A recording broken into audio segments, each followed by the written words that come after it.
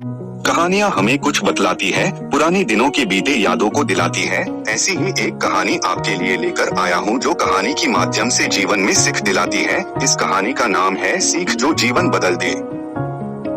एक राजा था जिसका नाम राजदत्त था। उनके जीवन में सभी सुख थे। राज्य का काम काज भी ऐशो आराम से चल रहा था। राजा के नैतिक गुणों के कारण प्रजा भी बहुत प्रसन्न थी और जिस राज्य में प्रजा खुश रहती है वहाँ की आर्थिक व्यवस्था भी दुरुस्त होती है। इस प्रकार हर क्षेत्र में राज्य का प्रवाह अच्छा था। इतने सुखों के बाद भी राजा दुखी था क्योंकि उसकी कोई संतान नहीं थी। यह गम राजा को अंदर ही अंदर सताता रहता था।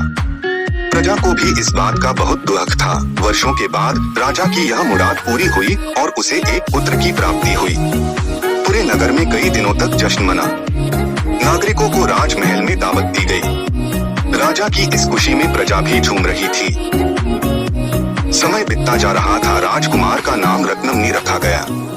पूजा पाठ एवं इंतजार के बाद राजा को संतान प्राप्त हुई थी, इसलिए उसे बड़े लाड़ प्यार से रखा जाता था। लेकिन भविष्य किसी बात की अच्छी नहीं होती। अधिक लाड़ ने रत्नमणि को बहुत बिगाड़ दिया था। बचपन में तो रत्न की सभी बातें दिल को लुभाती थी, पर बड़े होते होते यही बातें बदतमीजी लगने लगती हैं। रत्नमणि बहुत ज्यादा जिद्दी हो गया था। उसके मन में अहंकार आ गया था। वो चाहता था कि प्रजा सदैव उसकी जय जयकार करे, उसकी प्रशंसा करे। उसकी बात ना सुनने पर वो कोलाहल मचा देता था। बेचारे सैनिकों को तो वो पैर की जुती ही समझता था। आए दिन उसका प्रकोप प्रजा पर उतरने लगा था। वो खुद को भगवान के समान पूजता देखना चाहता था। आयु तो बहुत कम थी लेकिन अहम कई गुना बढ़ चुका था।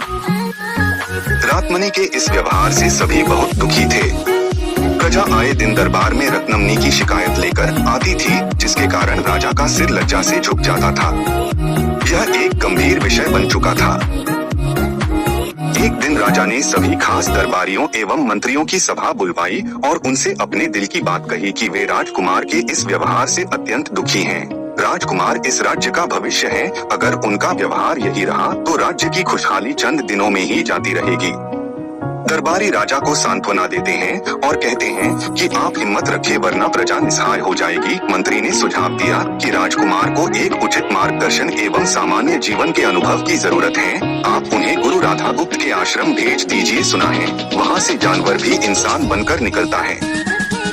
यह बात राजा को पसंद आई और उसने रत्नमणि को गुरुजी के आश्रम भेजा। अगले दिन राजा अपने पुत्र के साथ गुरुजी के आश्रम पहुँचे। राजा ने गुरु राधागुप्त के साथ अकेले में बात की और रत्नमणि के विषय में सारी बातें कही। गुरुजी ने राजा को आश्वस्त किया कि वे जब अपने पुत्र से मिलेंगे तब उन्हें गर्व महसूस होगा।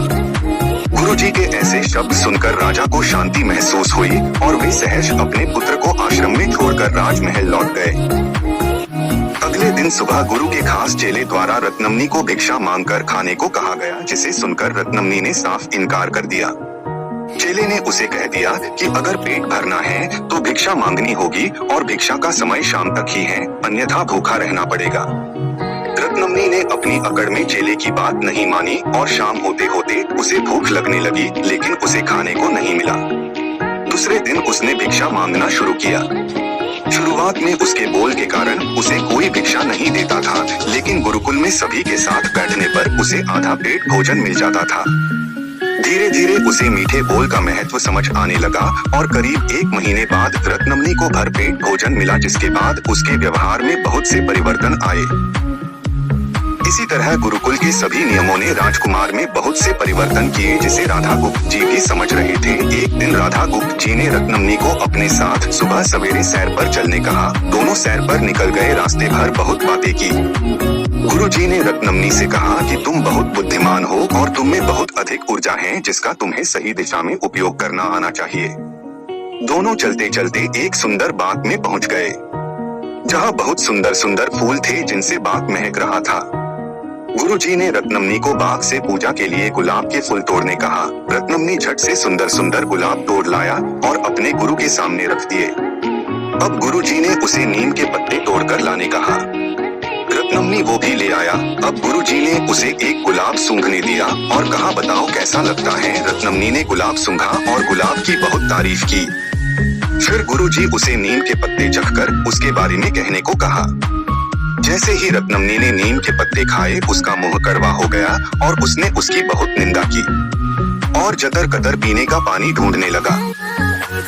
रत्नमनी की यह दशा देख गुरुजी मुस्कुरा रहे थे। पानी पीने के बाद रत्नमनी को राहत मिली। फिर उसने गुरुजी से हंसने का कारण पूछा। तब गुरुजी ने उससे कहा कि जब तुमने गुलाब का फूल सूंघा तो तुम्हें उसकी खुशबू बहुत अच्छी लगी और तुमने उसकी तारीफ की, लेकिन जब तुमने नीम की पत्तियां खाई तो तुम्हें वो कड़वी लगी और तुमने उसे थूक दिया और उसकी निंदा भी की। गुरुजी से रत्नमनी को समझाया, जिस प्रकार तुम्हें जो अच्छा लगता है तुम उसकी तारीफ करते हो, उसी प्रकार प्रजा भी जिसमें गुण होते हैं उसकी प्रशंसा करती है। अगर तुम उनके साथ दुर्व्यवहार करोगे और उनसे प्रशंसा की उम्मीद करोगे तो वे यह कभी दिल से नहीं कर पाएंगे। इस प्रकार जहाँ गुण होते हैं वहाँ प्रशंसा होती है। रत्नमनी को सभी बातें विस्तार से समझ आ जाती हैं और वो अपने महल लौट जाता है। रत्नमनी में बहुत परिवर्तन आता है और वो बाद में एक सफल राजा बनता है। अगर कहानी अच्छी लगे तो चैनल को लाइक, सब्सक्राइब, शेयर करें ताकि ऐसी तरह की रोचक कहानी लाता रहूं। वीडियो को पूरा देखने के लिए धन्यवाद।